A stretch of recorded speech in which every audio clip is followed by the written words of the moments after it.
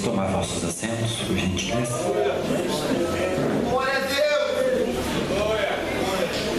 Glória a Deus, aleluia!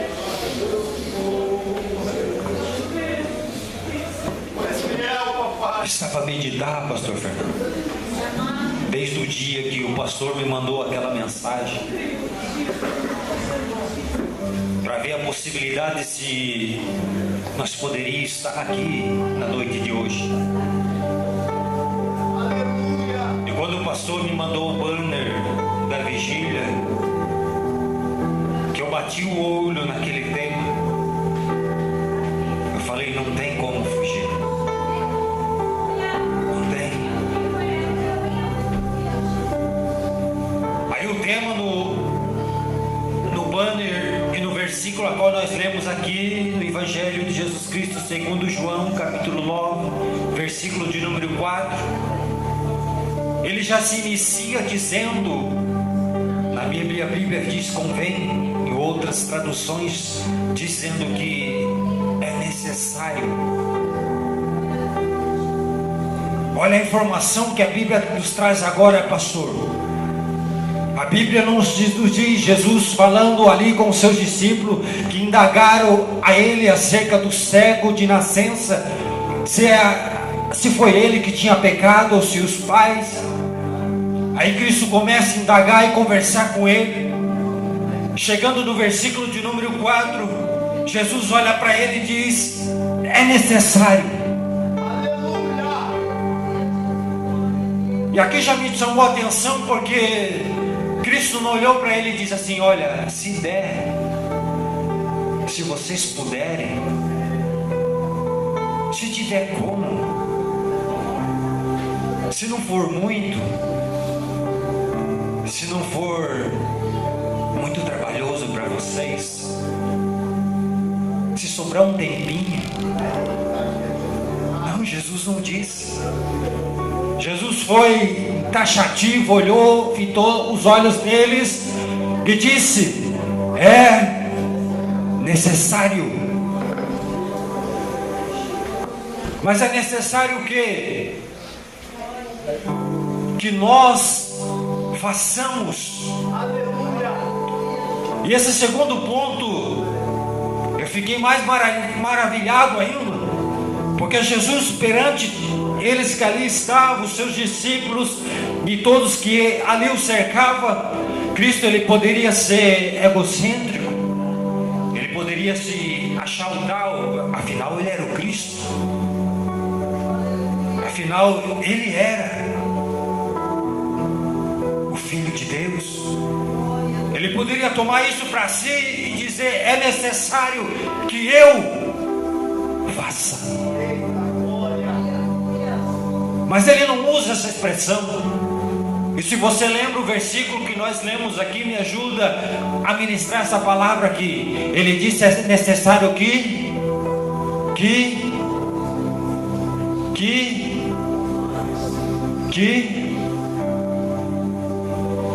nós.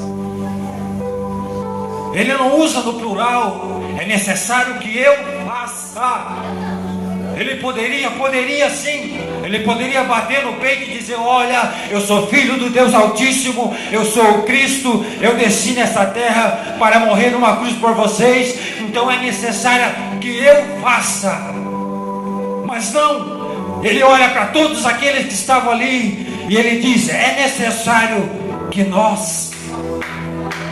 Não, você não entendeu. Eu vou repetir novamente até você entender. Ele não disse que é necessário que eu faça. Ele não puxou a sardinha para ele, não. Ele não bateu na parte do peito, a mão no peito e dizia assim, não, eu sou o bonzão, sou eu que vou fazer. Não, ele pegou, olhou para todos aqueles pequeninos que estavam ali diante dele e diz assim, ó, é necessário, primeiro não é se der, é necessário que nós, eu, você, tu, ele, nós, vós, é necessário que nós todos, o que? Façamos o que, pregador? A obra. Repita comigo, a obra. Não, pode melhorar. A obra Mais uma vez, a obra de quem? De quem? A obra daquele que me enviou, do Altíssimo, do Papai, do Deus Criador. E quando eu chego nessa terceira palavrinha chamada obra, eu vejo na Bíblia Sagrada ela fala sobre 3 tipos de obra. Uma delas, essa que nós estamos citando aqui nessa noite, a obra de Deus. Mas Gálatas, capítulo de número 5, fala de uma outra obra. E quem é bom de Bíblia aqui, que pode me dizer que obra é essa?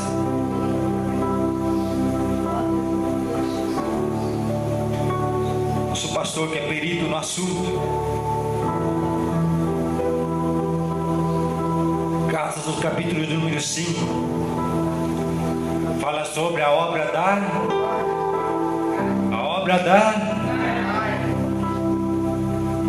o segundo tipo de obra que a Bíblia fala, a obra da carne. Mas fora a obra de Deus, a obra da carne, há uma outra obra. E que obra é essa, irmão Luiz? É a obra das trevas, a obra do diabo. O próprio Jesus disse: eu vim senão para desfazer as obras do. Esses 3 tipos de obra, a Bíblia nos ensina acerca dela. Agora a minha pergunta para você é: dá uma cutucadinha no irmão e diz aí, segura aí. Em qual das 3 obras você se encaixa?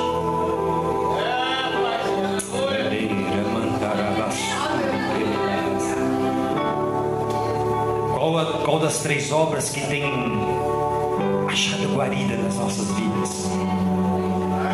Qual das 3 obras que tem feito parte? Qual das 3 obras que nós temos dedicado o nosso tempo?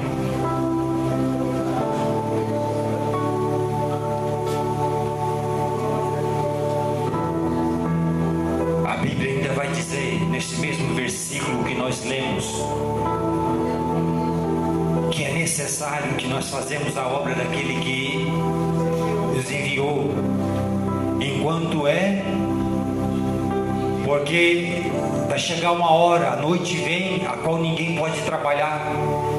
E quando se fala de dia e fala de noite, está se falando de lá fora o tempo está chuvoso, está falando de tempo.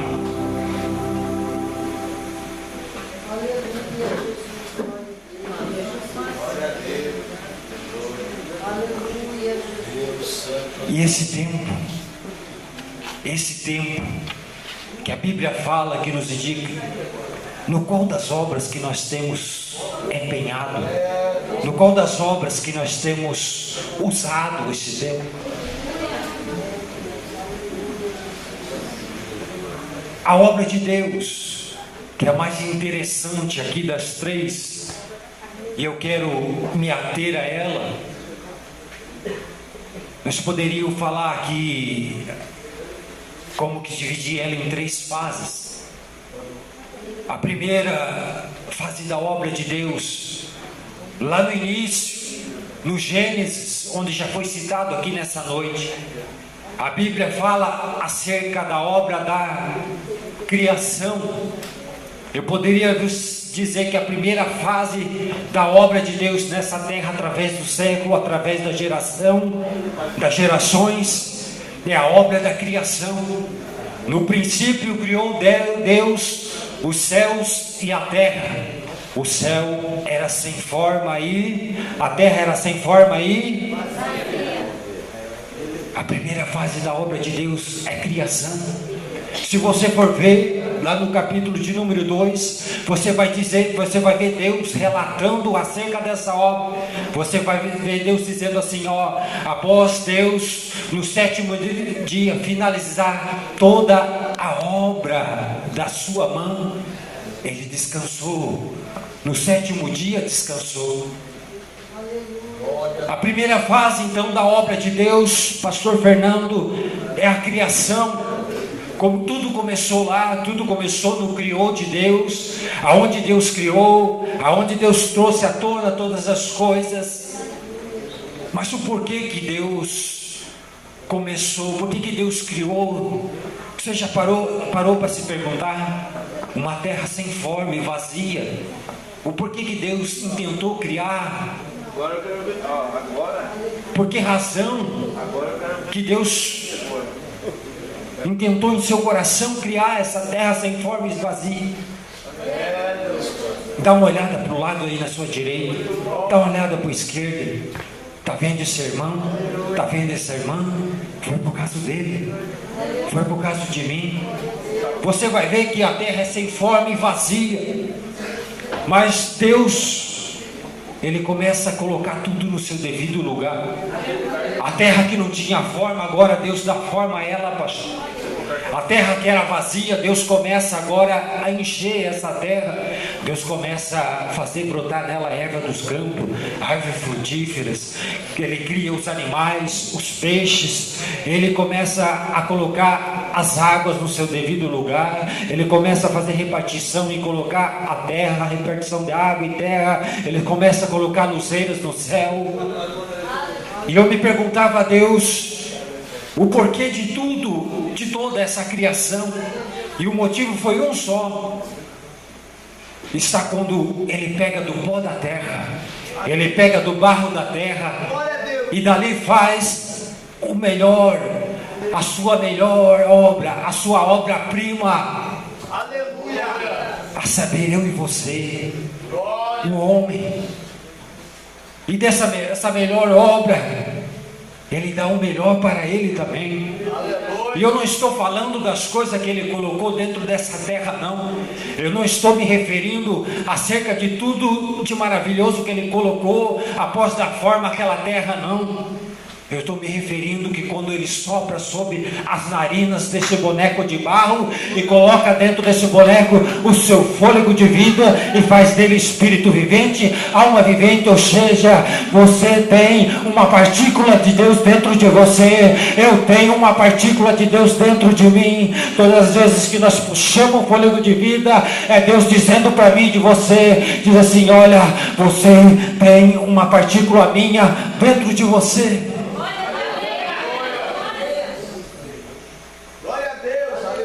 E nós vamos ver que em toda essa criação de Deus, Deus faz a sua melhor obra-prima, o homem.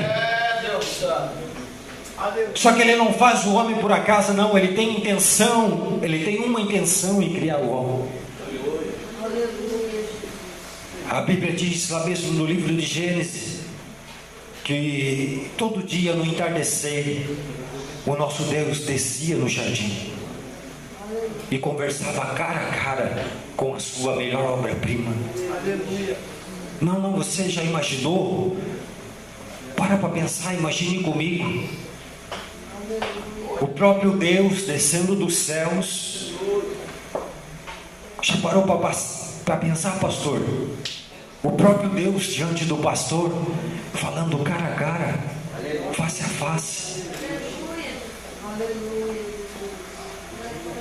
Adão teve esse privilégio. Então a intenção de Deus nessa sua primeira obra chamada criação era ter intimidade, era ter relacionamento. Isso que Ele fazia todo entardecer, todo cair da tarde, todo cair de noite, era isso que Ele vinha, ter intimidade com Adão, conversar cara a cara. Mas só que Adão não estava satisfeito. Adão não se contentou com a presença de Deus. Adão não se contentou em ter um relacionamento íntimo, próximo com Deus. E ele trai a confiança de Deus. Aquilo que ele era para ele não fazer, ele fez. Ele trai a confiança de Deus. Ele vira as costas, ele dá as costas para o Senhor. E o que acontece? Todos conhecem a história.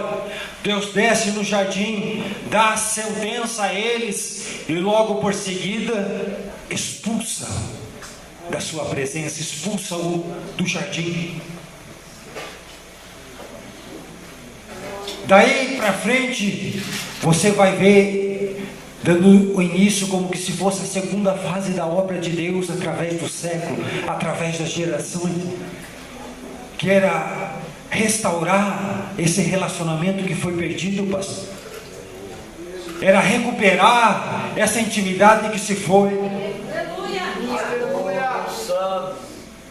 Aí Deus começa, você vai notar na Bíblia Sagrada, você pode pegar de Gênesis, todos os livros do Velho Testamento, você vai ver Deus levantando homens e mulheres, tentando restaurar esse relacionamento, tentando restaurar essa intimidade, só que nada funciona.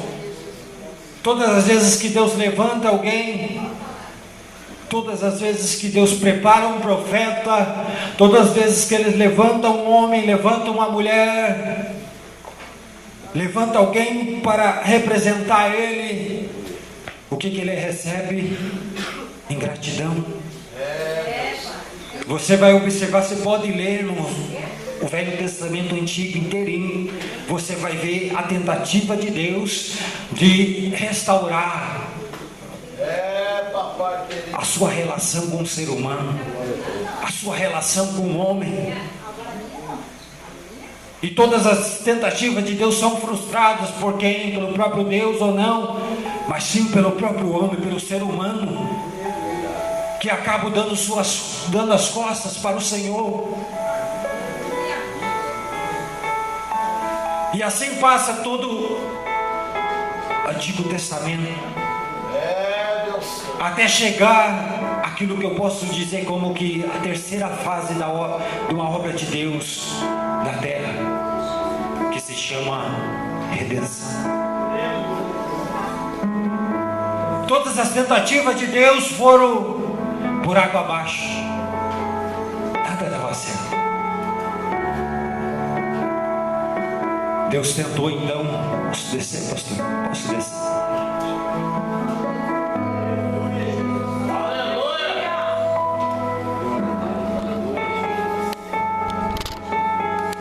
Todas as tentativas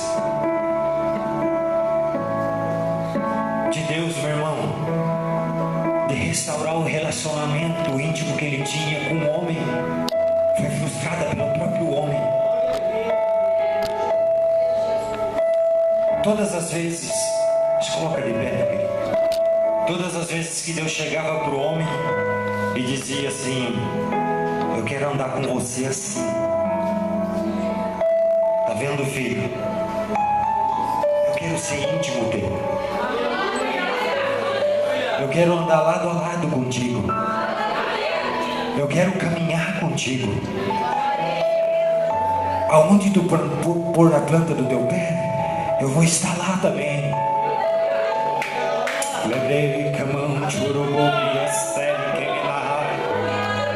Eu quero andar contigo, mas não é assim não. Não é você lá, é aqui não. É assim, é juntinho mesmo. É lado a lado. Mas sabe de uma coisa? Todas as vezes que eu tento,